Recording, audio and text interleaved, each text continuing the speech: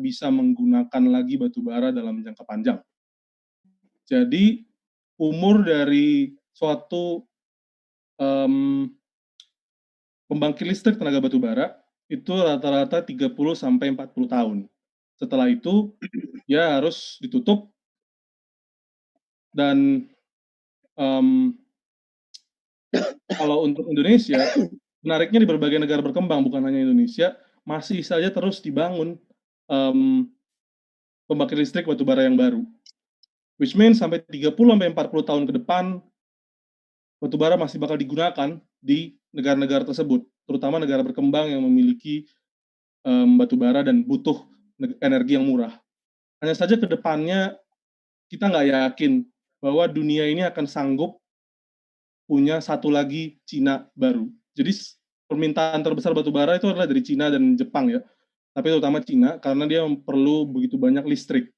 Nah, pertumbuhan ekonomi Cina selama 20 tahun terakhir itu tidak pernah terjadi sepanjang sejarah manusia. Itu sedemikian cepat, sedemikian polutif, sedemikian meningkatkannya pemanasan global.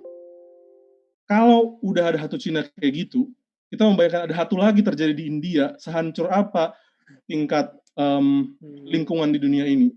Andai kata itu terjadi sekali lagi, dengan tingkat perusakan lingkungan yang sama oleh batu bara dan lainnya.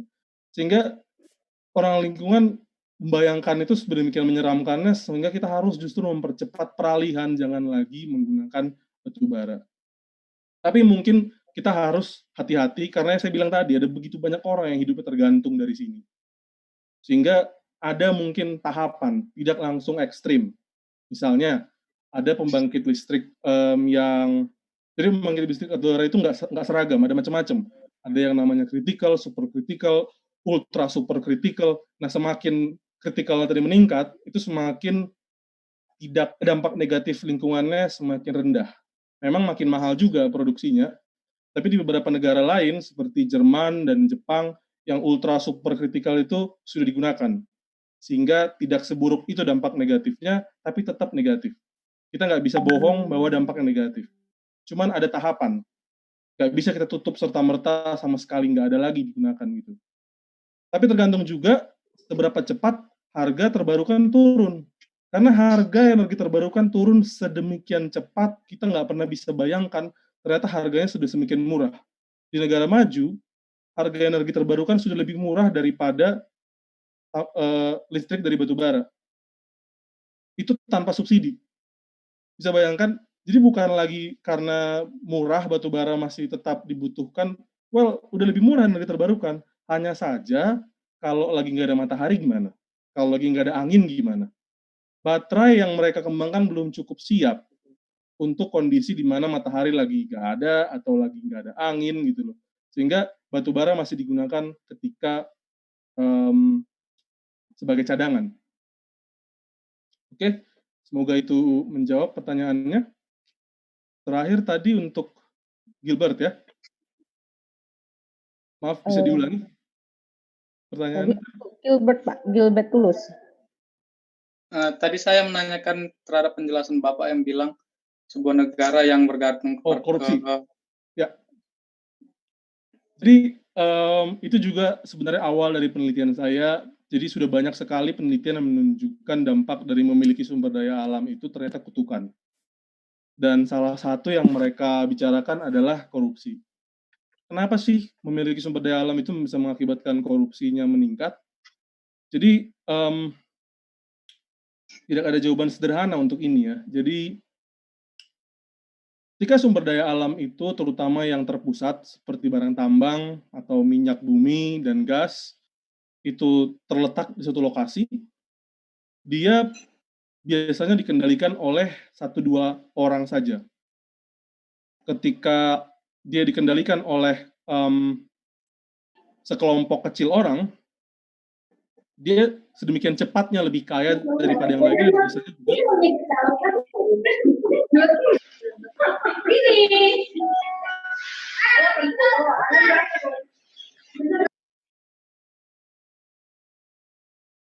ya maaf,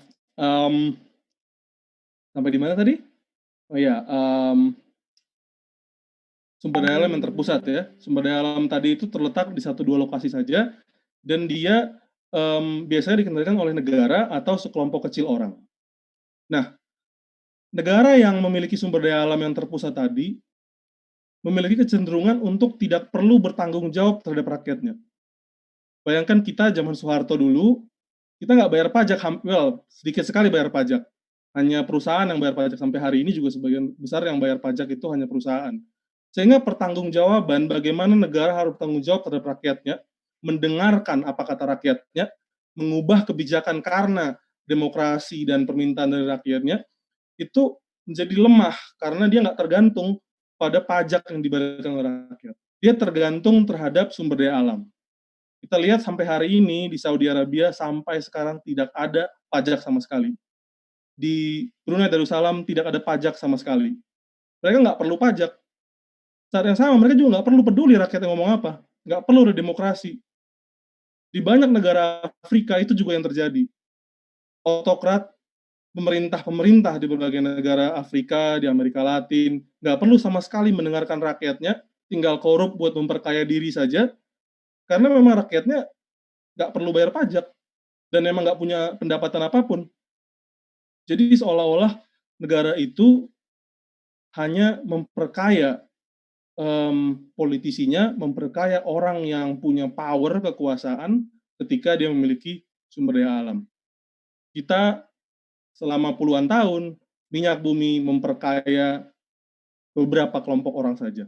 Bukan hanya minyak bumi ya, kita tahu ada macam-macam sebenarnya sumber daya alam, tapi yang paling besar adalah minyak selama puluhan tahun di Indonesia. Dan kita nggak bisa bohong, itu yang membuat pemerintahan Soeharto stabil untuk jangka waktu yang sedemikian panjang. Seiring dengan menurunnya minyak bumi, begitu pula Soeharto berturun. Jadi mungkin ada hubungannya, tapi kalau kita tergantung terhadap sumber daya alam yang terpusat, itu punya risiko untuk pemerintah tidak bertanggung jawab terhadap rakyatnya. Kalau dia menyebar, seperti sawit kan menyebar di mana-mana, itu nggak gampang dikuasai 1-2 orang, nggak gampang dikuasai oleh pemerintah, sehingga potensi korupsi atau potensi berkurangnya demokrasi tidak separah itu. Semoga menjawab, Gilbert. Terima kasih. Oke, terima kasih Pak Doni. Ya. Ini Pak masih ada 3 responden lagi mau bertanya. Mungkin Boleh? singkat saja jawabannya ya. Oke. Oke, silakan Anjas. Baik Bu, terima kasih atas waktu dan kesempatan yang diberikannya. Saya ingin bertanya kepada Pak Doni Pasaribu. Dari data CNBC Indonesia yang pernah saya baca, menunjukkan bahwa ketegangan antara perdagangan Cina dan AS itu sangat berdampak pada komoditi Indonesia, terutama batu bara. Kira-kira pada tahun 2020 ini Pak, itu kan saya membacanya pada data tahun 2019 pada bulan September. Kira-kira pada tahun 2020 ini, apalagi di tengah pandemi seperti ini, apakah ketegangan itu sudah mulai mereda atau tetap ada dan malah membuat dampak semakin buruk kepada komoditi batu bara yang ada di Indonesia? Terima kasih Pak.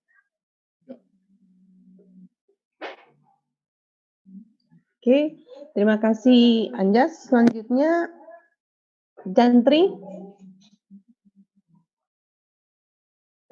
Terima kasih kepada semua. Selamat siang buat Bapak dan Ibu serta teman-teman sekalian.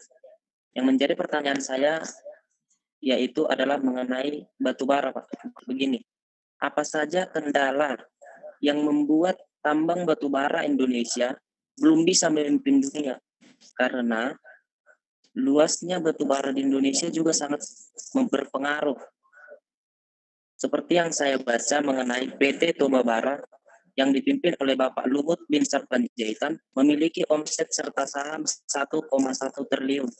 Bukankah hal ini merupakan suatu kebanggaan negara? Dan mengapa sampai saat ini belum bisa menjadi pemimpin, Pak? Terima kasih. Terima kasih, Jantri.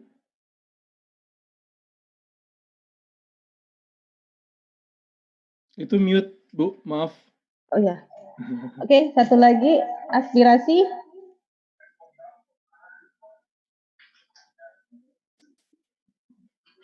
Baik, Yuk. terima kasih Pak. Oke. Ya. Pertanyaan saya Pak, jadi di setiap perusahaan pasti ada dampak limbah dari penggunaan sumber daya alamnya ya Pak. Jadi misalnya penggunaan kelapa sawit. Jadi di situ terkadang banyak masyarakat yang dirugikan ya Pak.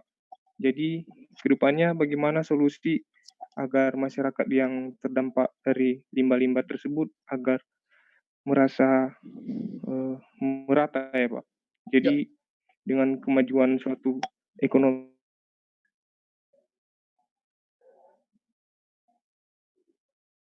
Jadi dampak negatif lingkungan ya. Masih di sini yang nanya tadi, maaf, siapa namanya? Aspirasi, Pak, aspirasi. Kayaknya dia keluar ya, apa gimana? Sepertinya sinyalnya, Pak. Halo? Ya, aspirasi. Tadi tentang lingkungan. Ya, halo Pak. Ya. Iya. Jadi pertanyaan saya Pak, bagaimana solusinya agar masyarakat tersebut, bagi masyarakat yang merasa dampaknya agar merasakan juga perkembangan ekonomi Pak. Maksudnya solusi buat mereka karena terkena dampak tersebut Pak. Yes. Ya, terima kasih aspirasi. Tadi pertanyaan pertama tentang, saya bisa langsung jawab ini Bu? Bisa Pak, bisa. Ya. Pertanyaan pertama tadi tentang perang dagang ya.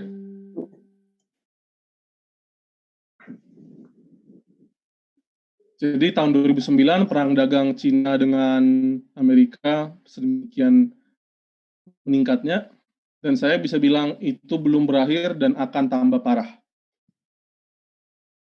Ya, kita nggak bisa memungkiri bahwa Cina adalah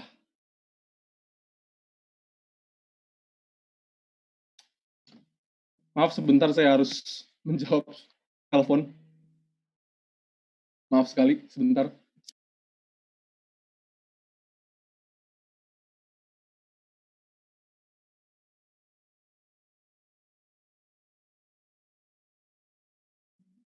Mohon bersabar ya, teman-teman mahasiswa ya. Atau ada sini yang mau tertarik untuk bisnis sawit sama batu bara? Oke, Pak Doni silakan Pak. Ya, maaf, kembali ke tentang perang dagang tadi ya. Jadi prediksi saya sebenarnya perang dagang ini akan semakin berlanjut dan nggak ada tanda-tanda buat dia mereda. Dampaknya tidak hanya dirasakan oleh Indonesia, tapi untuk semua sektor. Cina dan negara yang secara kekuatan ekonomi, militer, dan lainnya akan semakin menguat dalam beberapa dekade ke depannya, sehingga ini risiko buat Indonesia yang memang tidak spesifik di sektor komoditas, tapi secara umum berhubungan, karena kalau Cina tumbuhnya meningkat, sektor komoditas Indonesia bakalan diuntungkan. Jadi sekarang lagi COVID ya, makanya kita harus dan bisa melakukan kuliah online seperti ini. Dan dalam kondisi seperti ini yang kita lihat adalah Cina memang jadi tempat yang pertama mengalami COVID, tapi dia juga adalah yang pertama untuk recover, pulih dari kondisi ini. Dan sektor sawit dan batubara, saya sedang menulis paper tentang bagaimana dampak COVID terhadap dua sektor ini, tapi belum jelas hasilnya seperti apa ya, masih dalam proses. Cuman karena Cina yang cepat sekali recovery-nya, pemulihannya, dia juga yang kemudian mendorong untuk dampaknya tidak terlalu buruk buat kedua sektor ini. Sehingga perang dagang ke depannya ini nggak bisa ngasih jawaban pasti karena saya bukan ahli dari hubungan internasional, tapi yang saya lihat ini adalah risiko yang harus kita hadapi. Bagaimana kita secara ekonomi punya hubungan yang sangat dekat dengan Cina, tapi dari sisi geopolitik dan lainnya itu adalah suatu yang kita harus realize bagaimana kita memposisikan diri di percaturan geopolitik global. Tapi kita harus siap bahwa pengaruh Cina akan tetap tinggi dan semakin besar. Ya, itu jawaban saya. Tadi pertanyaan kedua dari siapa? Maaf. Apa masih di sini orangnya? Masih Pak Anjas. Jantri. Jantri ya. Tadi pertanyaan Jantri saya diingatkan ke saya tentang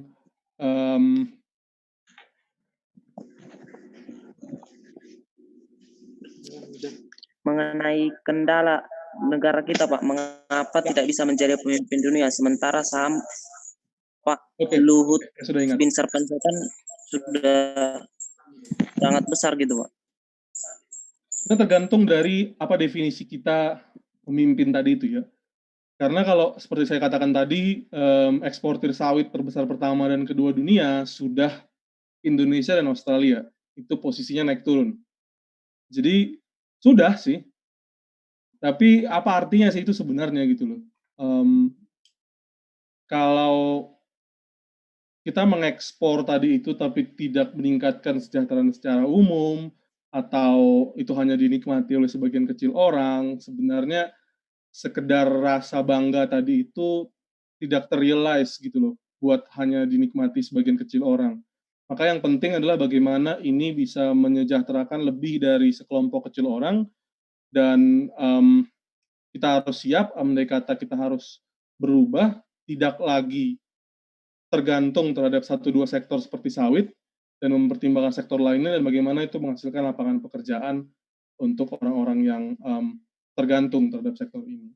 Cuman kalau secara umum, ekspor kita memang sudah nomor 1 atau 2 untuk batu bara dan sawit. Sawit kita malah sudah konsisten selama lebih dari 10 tahun jadi produsen terbesar di dunia. Tapi sekali lagi, itu bisa jadi risiko, mungkin kita malah artinya terlalu tergantung. Mungkin artinya kita justru harus mencoba hal lainnya. Kita terlalu lambat mengejar dibandingkan dengan Vietnam yang sudah jauh lebih cepat mengembangkan manufaktur, tidak lagi tergantung sama sekali terhadap sumber daya alam. Padahal Vietnam hanya beberapa tahun yang lalu lebih miskin daripada Indonesia. Jadi ya, itu yang harus kita pikirkan juga. Oke, Jantri. Tadi pertanyaan terakhir adalah tentang, maaf sekali lagi,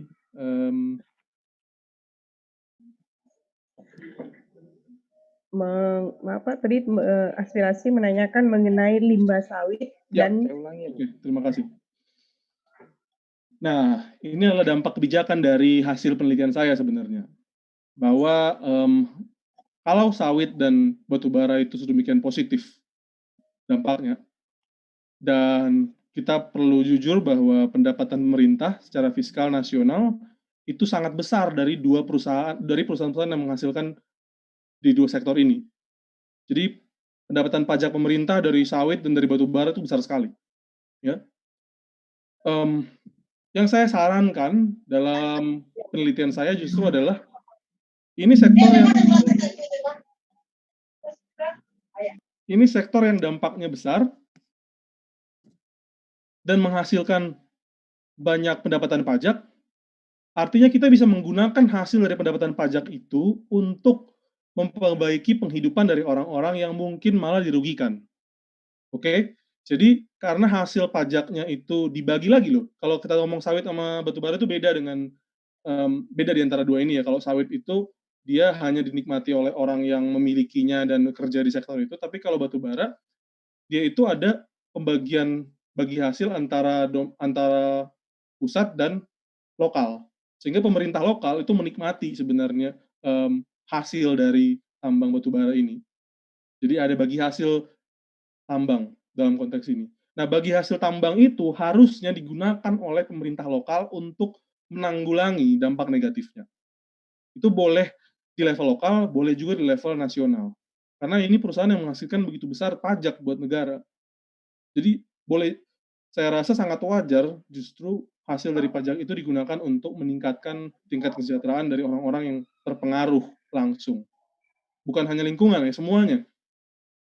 Termasuk juga kayak pendidikan, misalnya pembangunan sekolah, kesehatan, dan lainnya. Karena kabupaten yang memiliki batu bara tadi itu mendapatkan hasil bagi hasil yang cukup besar sebenarnya. Sehingga mereka adalah kabupaten yang kaya. Kalau masih ada orang yang tertinggal atau dampak negatif, itu justru suatu ironi. Oke, semoga menjawab buat aspirasi. Iya, Pak. Terima kasih, Pak. Oke, terima kasih kepada rekan-rekan mahasiswa atas pertanyaan-pertanyaannya. Oke, tadi kita sudah buka 3 sesi untuk proses tanya jawab. Saya kira, atau masih ada lagi yang mau bertanya?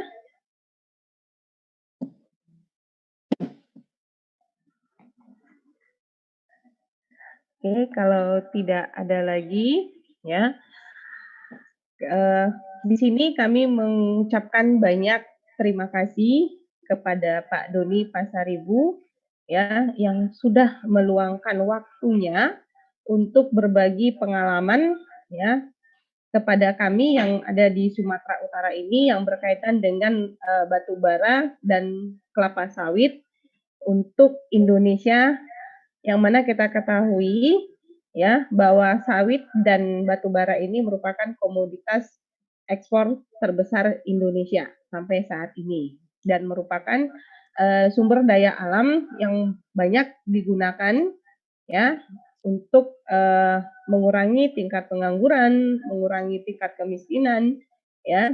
Ada juga dampak negatifnya seperti limbah, ya, efek korupsi juga, dan seperti yang Bapak bilang tadi ya bayang-bayang dari negara Belanda, ya. Kalau saya lihat ya mau tidak mau setiap hal itu pasti ada efek positif dan negatifnya, tergantung bagaimana kita melihat ataupun sudut pandang kita melihat segala sesuatu itu positif ataupun negatif. Oke, demikianlah seminar kita ya mengenai sumber daya alam ya dilihat dari sisi batu bara dan kelapa sawit ya yang merupakan komoditas ekspor kita, dan ternyata saya juga baru tahu ternyata kita penyumbang batu bara terbesar ya duet dengan Australia ya. Jadi kita nggak bisa pungkiri ternyata negara kita juga punya sesuatu potensi yang layak untuk kita banggakan di tingkat internasional. Oke. Dan saya juga sangat bangga terhadap mahasiswa saya, mahasiswa manajemen, ternyata antusiasnya untuk bertanya itu tinggi ya. Ya, berkaitan dengan kelapa sawit dan batu bara. Mungkin di daerah Anda banyak ya. Di sekeliling Anda juga ada perkebunan sawit, ya, ada batu bara. Dan sekali lagi kami ucapkan terima kasih kepada Pak Doni dan kiranya kerjasama kita ini berlanjut bukan hanya sampai di sini saja, dan juga kami ucapkan terima kasih kepada Pak Heri ya sebagai media perantara ya yang menghubungkan HMPS atau Himpunan Mahasiswa Program Studi Manajemen dengan Pak Doni Pasaribu yang ada di Australia. Beliau ini kalau boleh saya sedikit ya promosi kepada rekan-rekan mahasiswa, masih sangat muda, sudah S3. Ya, masih 29 tahun sudah S3. Dan kebetulan, nggak kebetulan juga satu marga dengan saya, Pasaribu. Ya, hanya saja saya sudah mau 40 tahun belum S3. Itu saya ini belum 30 tahun sudah S3. Ya, semoga ini juga bisa memotivasi saya untuk bisa ke luar negeri ya untuk menempuh S3. Ya, saya juga mengharapkan ada adik-adik saya mahasiswa ya. S1-nya boleh dari Nomensen ya.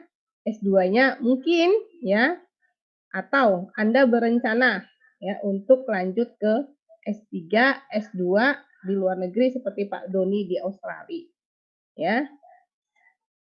Oke. Mungkin ada yang mau ditambahkan dari Pak Heri? Silakan Pak. Oh, nggak ada. Itu aja. Terima kasih untuk semuanya. Oke, terima kasih.